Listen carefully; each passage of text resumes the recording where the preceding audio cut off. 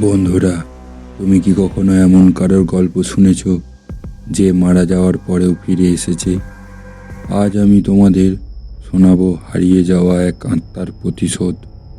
এই ঘটনাটা ঘটেছিল পশ্চিমবঙ্গের এক পুরনো পরিত্যক্ত বাড়িতে।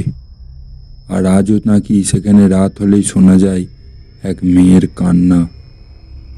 গ্রামের নাম ছিল চাঁদপুর। গ্রাম এক প্রান্তে দাঁড়িয়ে আছে এক ভাঙাচুরা জমিদার বাড়ি। লোকজন বলে প্রায় 25 বছর আগে সেখানে থাকতো এক পরিবারের মেয়ে নাম ছিল মাধুরী। চুপচাপ শান্ত স্বভাবের মেয়ে, কিন্তু হঠাৎ একদিন সে নিখোঁজ হয়ে যায়। অনেক খোঁজাখুঁজির পরেও তাকে আর পাওয়া যায়নি। কেউ বলে সে পালিয়ে গেছে, আবার কেউ বলে ওর সাথে খারাপ কিছু হয়েছিল, কিন্তু সত্যিটা কেউ জানতো না। একদিন কয়েকজন বন্ধু ঠিক করলো, চলো ওই পরিত্যক্ত বাড়িতে গিয়ে অ্যাডভেঞ্চার করা যাক। রাত প্রায় 12টা, হাতে শুধু একটা টর্চ। বাড়ির ভিতরে ঢুকতেই হঠাৎ ঠান্ডা হাওয়া বয়ে গেল। দেওয়ালে আঁকা অদ্ভুত চিহ্ন, মেঝেতে শুকনো রক্তের মতো দাগ।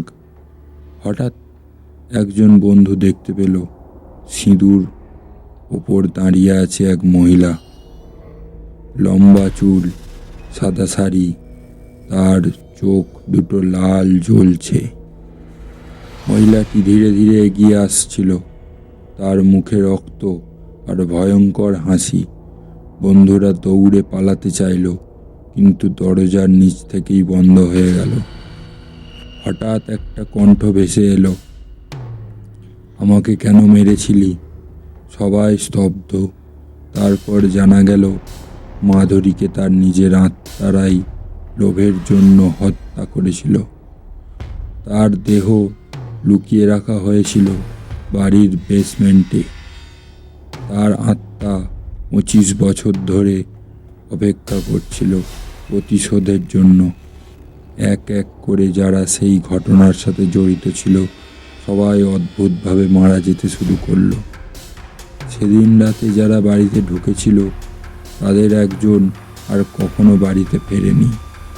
পরদিন সকালে গ্রামবাসীরা দেখল বাড়ির সামনে পড়ে আছে একটা জ্বলন্ত লাল চোখ ওলা মেয়ের ছায়া। আর সেই ছায়া ধীরে ধীরে মিলিয়ে গেল। কিন্তু আজও নাকি পূর্ণিমার রাতে ওই বাড়ি থেকে শোনা যায় একটা মেয়ের ফিসফিস করে করে বলছে, আমি ফিরে এসেছি। তুমি কি বিশ্বাস করো আত্মা সত্যি প্রতিশোধ নেয়? কমেন্ট করে জানাও তোমার মতামত। আর যদি এমন ভয়ঙ্কর গল্প আরও শুনতে চাও তাহলে এখনই সাবস্ক্রাইব করো বেঙ্গল ঘোস্ট টেলস চ্যানেলে, কারণ পরের গল্পটা হয়তো তোমার পাশের বাড়ির।